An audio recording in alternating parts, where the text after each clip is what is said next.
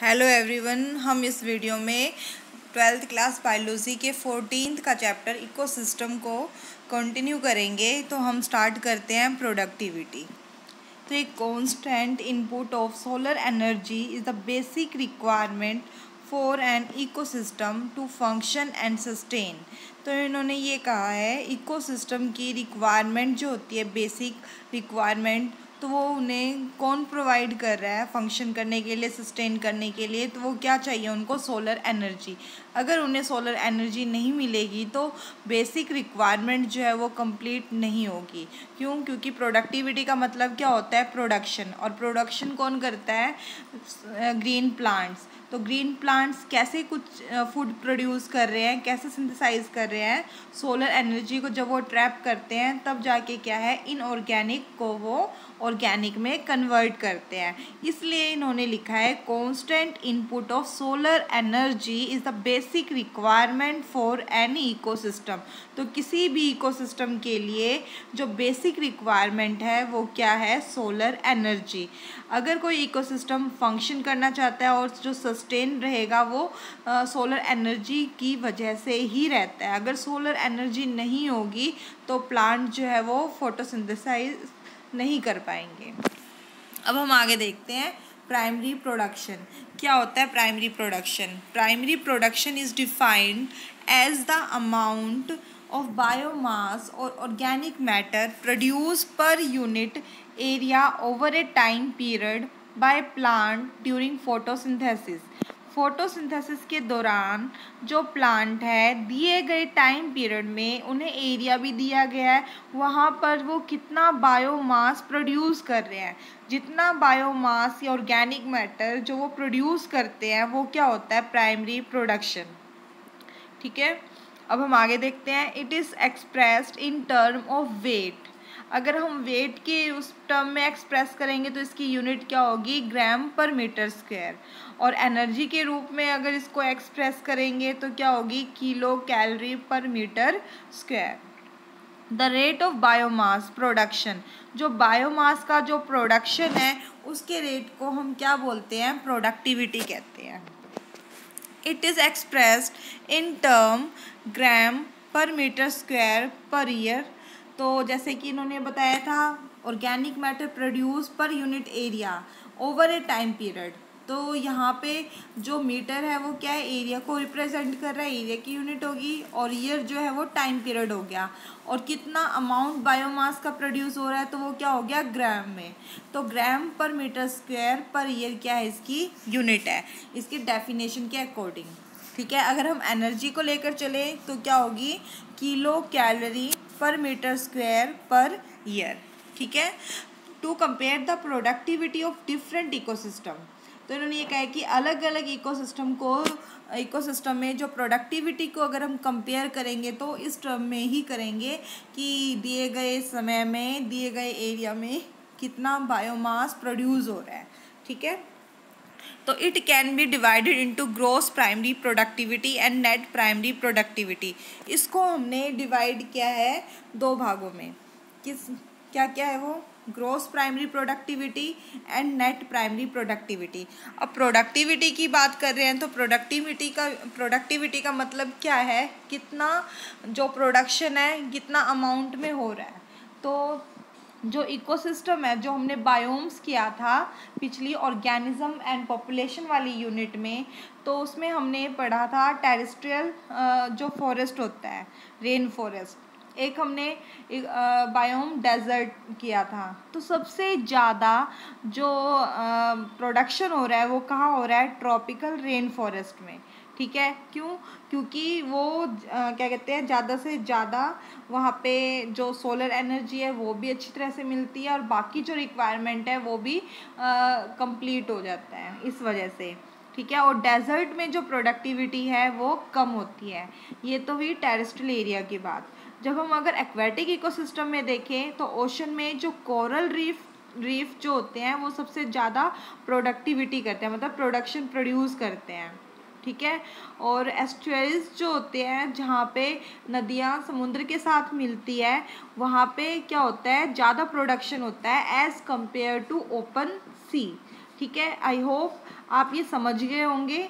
वैसे ये इसमें नहीं लिखा हुआ है, मतलब हमारी एनसीईआरटी में ये लाइन नहीं है, फिर भी आपको ये पता होना चाहिए, इसलिए मैं बता रही हूँ, प्लीज़ इसे भी ध्यान में रखिएगा। अब हम आगे देखते हैं। हमने क्या था अभी, प्रोडक्टिविटी को हमने दो में डिवाइड किया था, ग्रॉस प्राइमरी प्रोडक्टिविटी और नेट प्राइमरी प्रोडक्टिविटी। अब होती क्या है हम ये देखेंगे। तो gross primary productivity of an ecosystem is the rate of production of organic matter during photosynthesis. Photosynthesis के दौरान जो ऑर्गेनिक मैटर का प्रोडक्शन होगा, मतलब प्लांट ने जितना फूड बनाया है वो क्या होता है, ग्रॉस प्राइमरी प्रोडक्टिविटी। ठीक है, फूड बना लिया। अब जो वो फूड जो वो बनाते हैं उसको प्लांट रेस्पिरेशन में कुछ यूज़ कर लेते हैं, मतलब अपनी एक्टिविटी को करने के लिए वो उसे यूज़ कर लेंगे। ठीक है, तो जितना बनाया है उन्होंने फोटोसिंथेसिस के दौरान, अगर उसमें से हम रेस्पिरेशन को माइनस कर दे तो हमारा क्या आ जाएगा, नेट प्राइमरी प्रोडक्टिविटी। ठीक है, मान लो 100 जो है ग्राम उन्होंने प्रोड्यूस किया था और उसमें से 20 उन्होंने रेस्पिरेशन के लिए यूज़ कर लिया, तो 100 माइनस 20 कितना बचा, 80। तो 80 क्या है, नेट प्राइमरी प्रोडक्टिविटी है। ओके, आई होप आप इतना समझ गए होंगे कि जीपीपी क्या होता है और एनपीपी क्या है। तो यही लिखा हुआ है इन्होंने आगे, एक considered amount of GPP is utilise by plant in respiration. तो प्लांट के द्वारा जितना जीपीपी में से अमाउंट यूज़ हो रहा है रेस्पिरेशन में, ठीक है, तो उसको हम माइनस कर देंगे तो ग्रोथ से, तो हमारा क्या निकल जाएगा, नेट प्राइमरी प्रोडक्टिविटी। अब हम आगे देखते हैं।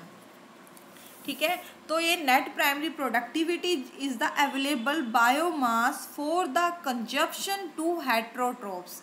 मतलब क्या है, एनपीपी किसके लिए किसके लिए है, ये एनिमल्स के लिए अवेलेबल है, क्योंकि प्लांट ने तो फूड बना दिया, अब जितना उसने यूज़ करना था वो उसने यूज़ कर लिया। अब जो उन्होंने फूड जो बनाया है उसे कौन कंज्यूम करेगा, हेट्रोट्रोप्स करेंगे। उन हेट्रोट्रोप्स में क्या आ जाएंगे, हर्बीवोर्स, कार्निवोर्स, कंज्यूम, मतलब ये सारे कंज्यूमर्स आ जाएंगे। ठीक है, अब हम आगे देखते हैं। सेकेंडरी प्रोडक्टिविटी क्या है, ये is defined as the rate of formation of new organic matter by consumer. मतलब जो अब जो कंज्यूमर जो है, मतलब प्लांट से जिसने उसको कंजर्व किया, मतलब लिखा जो यूज़ कर रहा है, मतलब हर्बीवोर्स मान लो यूज़ कर रहे हैं। ठीक है, हर्बीवोर्स हो गए चाहे हम क्यों ना होंगे। ठीक है, तो अब क्या है, जितना उन्होंने यूज़ किया, ठीक है, जितना उन्होंने वो फूड ले रहे हैं, अब सारा का सारा फूड तो हमारी बॉडी एब्जॉर्ब नहीं करती है, कुछ फीकल मैटर भी लॉस करते हैं, मतलब स्टूल के रूप में हम हो गए चाहे एनिमल्स हो गए, जिसे हम पैलेट बोल देते हैं, उसके रूप में वो लूज़ करते हैं। तो जितना फूड हमने खाया है उसमें से फीकल मैटर को आप माइनस कर दोगे, तो जो ऑर्गेनिज्म के अंदर जितना उसने मतलब उसकी बॉडी के अंदर जितना फूड प्रेजेंट है, मतलब जो उसके अंदर अवेलेबल है, तो वो क्या है, सेकेंडरी प्रोडक्टिविटी है। ठीक है, आई होप इतना समझ गए होंगे। मतलब जो ऑर्गेनिक मैटर्स कंज्यूमर के अंदर जो बन रहा है उसे हम क्या बोलेंगे, सेकेंडरी प्रोडक्टिविटी। तो प्रोडक्टिविटी क्या है, प्रोडक्शन। ठीक है, तो प्रोडक्टिविटी जो है वो दो टाइप की है, एक तो प्राइमरी और दूसरा क्या है, सेकेंडरी। प्राइमरी प्रोडक्शन में उन्होंने बताया है कि ग्रॉस प्राइमरी प्रोडक्टिविटी होती है और नेट प्राइमरी प्रोडक्टिविटी है। तो जो प्लांट जो प्रोड्यूस कर रहा है वो क्या कर रहा है, नेट प्राइमरी प्रोडक्टिविटी। ठीक है, और जो कंज्यूमर जो होते हैं, मतलब जो प्लांट को खाते हैं, वो क्या प्रोड्यूस कर रहे हैं, सेकेंडरी प्रोडक्टिविटी। आई होप आप इतना समझ गए होंगे। अब हम आगे देखते हैं। Primary productivity depends on the plant species inhabiting a particular area. अब ये कह रहे हैं जो प्राइमरी प्रोडक्टिविटी जो है वो डिपेंड करती है प्लांट स्पीसीज पे, किस एरिया में वो रह रहे हैं। जैसे कि अभी आपको मैंने बताया था, जो ट्रॉपिकल रेन फॉरेस्ट है वहाँ पे सोलर लाइट भी अच्छी तरह से मिल रही है, वहाँ आ रही है, और साथ में बारिश वगैरह जो होती है, मतलब और द एनवायरनमेंट वहाँ के अकॉर्डिंग है अच्छी तरह से, तो प्लांट क्या है अच्छी तरह से ज़्यादा ग्रो करेगा, फूड ज़्यादा सिंथेसाइज करेगा। ठीक है, अब डेजर्ट एरिया होता है, वहाँ पे पानी कम होता है। ठीक है, सोलर लाइट तो मिल रही है पर पानी नहीं मिल रहा उन्हें, अदर न्यूट्रिएंट्स नहीं मिल रहे, तो वहाँ पे प्रोडक्शन क्या हो रहा है, कम हो रहा है। तो क्या हो गया, प्लांट स्पीसीज और एरिया दोनों ही प्रोडक्टिविटी को अफेक्ट कर रहे हैं। आई होप समझ गए होंगे आप इस लाइन को। It also depend on a variety of environmental factor, availability of nutrients and photosynthetic capacity of plant. अभी आपको बताया था जैसे डेजर्ट एरिया में वहाँ पे जो अवेबिलिटी है न्यूट्रिएंट्स की, और साथ में पानी वाटर जो है वो सब क्या चीज़ें जो होती है वो उन्हें अफेक्ट करती है। तो इसका मतलब क्या हो गया, डेजर्ट एरिया में वाटर क्या है, लिमिटिंग फैक्टर है। ठीक है, तो उसकी वजह से क्या है वहाँ पे प्रोडक्शन कम हो रहा है। Therefore it very in different type of ecosystem. तो अलग अलग इकोसिस्टम में जो प्रोडक्टिविटी है वो वेरी करता है। जैसे ट्रॉपिकल रेन फॉरेस्ट में ज़्यादा होते हैं प्रोडक्टिविटी और डेजर्ट में कम होती है। ठीक है, the annual net primary productivity of the whole biosphere is approximately 170 billion tons of organic matter। तो इन्होंने ये कहा है कि जब हमने होल बायोस्फीयर का प्रोडक्टिविटी देखी, नेट प्राइमरी प्रोडक्टिविटी देखी, तो वो कितनी है, अप्रोक्सीमेटली 170 बिलियन टन्स। ठीक है, ड्राई वेट बताया इन्होंने। Of this despite occupying about 70% of the surface, the productivity of oceans are only 55 billion tons. अब देखिए हमें पता है जो ओशन जो होता है वो 2/3 है। ठीक है, हमारी अर्थ जो है वो 2/3 भाग जो है पानी से घिरी हुई है। ठीक है, फिर भी प्रोडक्शन कितना हो रहा है उसमें, 55 बिलियन टन्स हो रहा है। और जबकि जो सरफेस एरिया जो है वहाँ पे कितना हो रहा है, 70% हो रहा है। ठीक है, मतलब कंप्लीट प्रोडक्शन का 70% हो रहा है। इसका मतलब क्या है, ओशन में जो कम हो रहा है प्रोडक्शन वो किसकी वजह से है, जो लाइट जो है उनकी वजह से। हमें पता है जो सनलाइट होती है वो ज़्यादा मतलब दूर तक पेनिट्रेट नहीं कर पाती है, डेप्थ तक नहीं जाती है। इस वजह से क्या है वहाँ पे प्रोडक्शन जो है वो कम हो रहा है। मतलब नेट प्राइमरी प्रोडक्टिविटी की बात कर रहे हैं ये, इसका मतलब प्लांट जो प्रोड्यूस करता है। ठीक है, आई होप आप समझ रहे होंगे बात को। ठीक है, तो इन्होंने ये कहा है कि जो ओपन सी एरिया जो होता है वहाँ पे सनलाइट जो है वो लिमिटिंग फैक्टर है, जिसकी वजह से क्या है वहाँ पे प्रोडक्शन जो है वो कम हो रहा है। ठीक है, rest of course is on land. Discuss the main reason for the low productivity of ocean with your teacher. तो अब अभी आपको मैंने बता दिया कि किस वजह से जो ओशन में जो प्रोडक्टिविटी जो है वो कम क्यों है। तो उसका रीज़न यही है, सनलाइट। सनलाइट ज़्यादा दूर तक पेनिट्रेट नहीं कर पाती है, जिस वजह से क्या है जो वहाँ पे प्रोडक्टिविटी जो है वो लो है। ठीक है, आई होप आप ये प्रोडक्टिविटी जो है अच्छी तरह से समझ गए होंगे।